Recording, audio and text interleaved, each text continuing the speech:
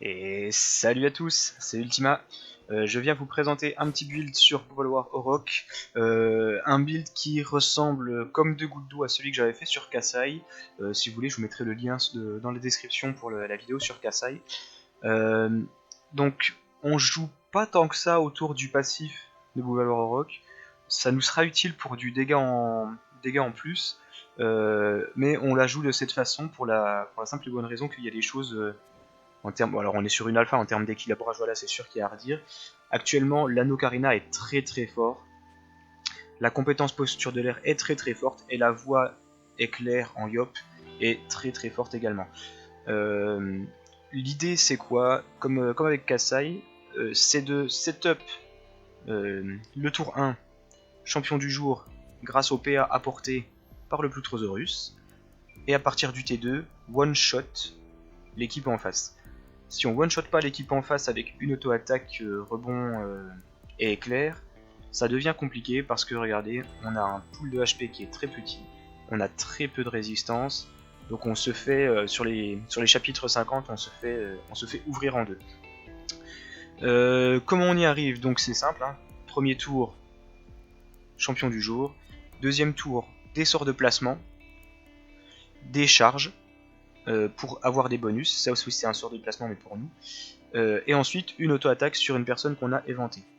Donc on évente grâce à la rémanence venteuse qui fait que nos sorts de placement mettent également éventé sur la première personne. Alors je sais qu'il y a des gens qui aiment jouer avec l'anneau qui applique éventé sur les monstres. C'est une question de... Il est où? Il est là. C'est une question de confort. Personnellement, je le prends pas parce qu'on perd énormément de critiques. C'est un item qui donne très peu de critiques. Déjà que l'Anocarina n'en donne pas, en tout cas pas de critiques physiques.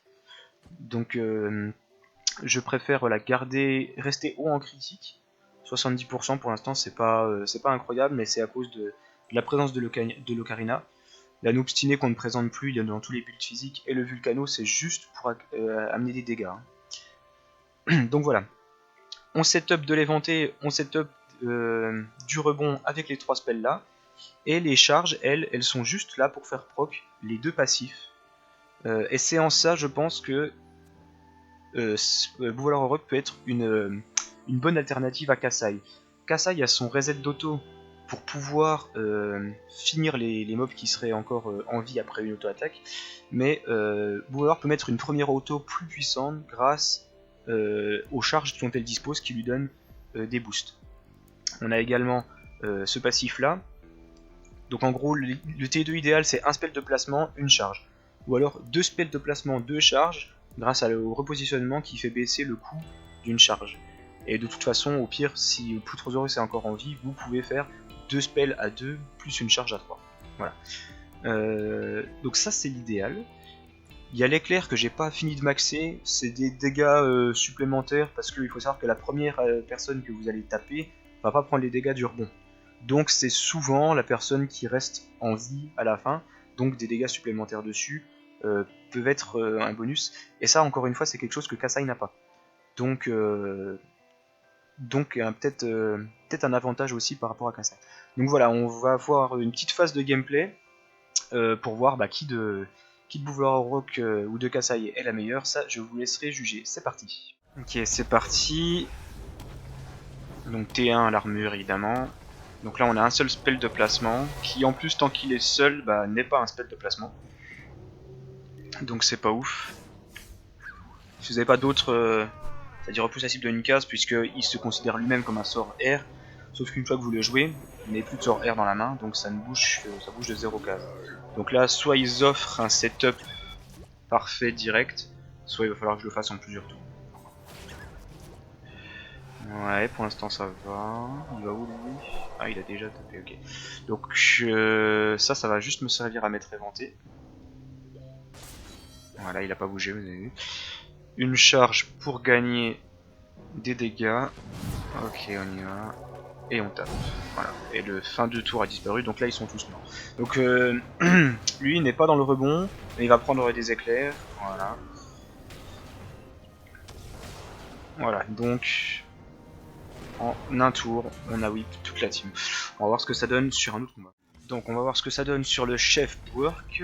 La question en gros c'est est-ce qu'on peut le one shot?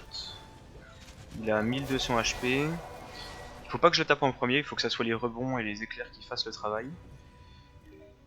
Et si ça s'agence bien, ça peut se clear en un tour. Hein. On va voir. Parce que les plus petits mobs sont moins tanky que sur la quête Bork, pardon.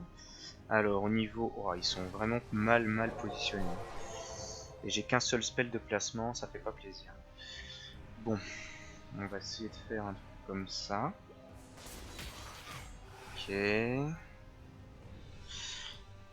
On va charger lui pour faire ça. Alors si je la mets là, c'est pas dérangeant. Non, j'ai mal joué. J'ai pas tout à fait mal joué encore. Si je fais ça. Ok, j'ai mon rebond. Bon, ça va que j'ai un cerveau. Et oui, c'est un one shot du coup. One shot, il prend un éclair, deux éclairs, et c'est fini.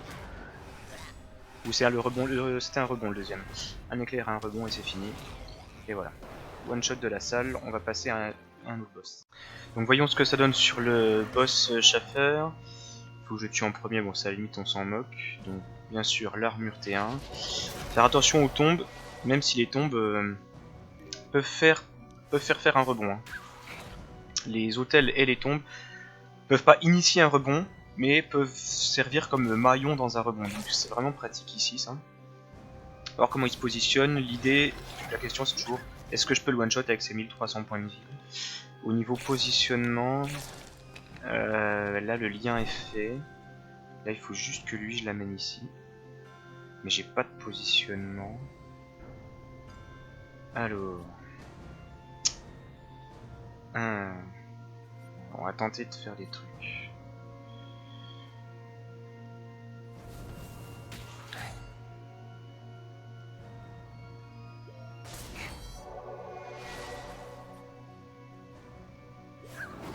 Ok. Bon, ça va pas suffire. Mais c'est pas grave. On y va. Alors, est-ce que one shot ou pas? Éclair, deux. Le rebond. Éclair encore, éclair. Ah, pas de crit sur les éclairs. Ok, il a... Alors, je le tue avec elle, mais... On n'a pas... on l'a pas one shot. Bon, c'est un détail. Hein. Et on finit la game avec le passif du Ploutrosaurus. C'est parfait. On va passer à la prochaine. On va finir avec une quête en cochon. On finit avec une quête parce que je pense qu'avec ce setup là, on peut pas faire le boss du donjon cochon. À moins qu'on fasse la quête annexe pour invoquer les guerriers boudeurs qui nous permettraient éventuellement d'avoir des resets. Mais sinon je pense que juste avec les deux boss, vu que leur pool HP est trop haut, on pourrait avoir les rebonds mais on pourrait pas avoir les éclairs qui aident à clear un peu. Pour ça il faudrait qu'on attende qu'ils aient leurs invoques, les net midlife. Mais le problème de ça c'est qu'on survivrait pas le tour nécessaire à ça. Donc on finit plutôt sur une quête. Là ils sont comment? Ils sont pas trop mal. Là ça touche pas. Ouais non c'est pas génial. Il faudrait ça. Alors. Si je fais ça. Donc des fois il faut un peu avoir un cerveau pour essayer de tout connecter. J'aurai pas tout le monde là, c'est un peu dommage, parce que les deux là je peux pas les ramener, ça me coûterait trop de PA. Je peux même pas charger. Si je peux charger.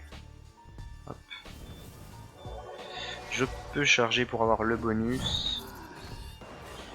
Ok, donc je one shot pas. Mais je fais. Alors lui il meurt, ok. Je fais quand même un bon petit ménage normalement. Là ça meurt. Là il n'y a pas eu de crit. Bon voilà, après vous êtes crit dépendant des fois pour prendre les kills. Donc on va peut-être finir en 3 tours celle-ci. S'ils me tuent pas, bon ils ont pas les. C'est pas eux qui ont la plus grosse attaque parmi les cochons. Ok. Bon ok, ils se mettent côte à côte en plus, ça devrait être suffisant pour finir. Voilà. Donc c'était une version une version du champion. Je pense qu'il y a peut-être d'autres façons de le jouer, mais actuellement les rebonds sont tout simplement trop forts. Tout simplement trop forts, les rebonds, les éclairs, enfin la voix éclair est trop forte pour être jouée autrement. Voilà, j'espère que ça vous a plu, n'hésitez pas à laisser un commentaire, et à bientôt pour une prochaine vidéo.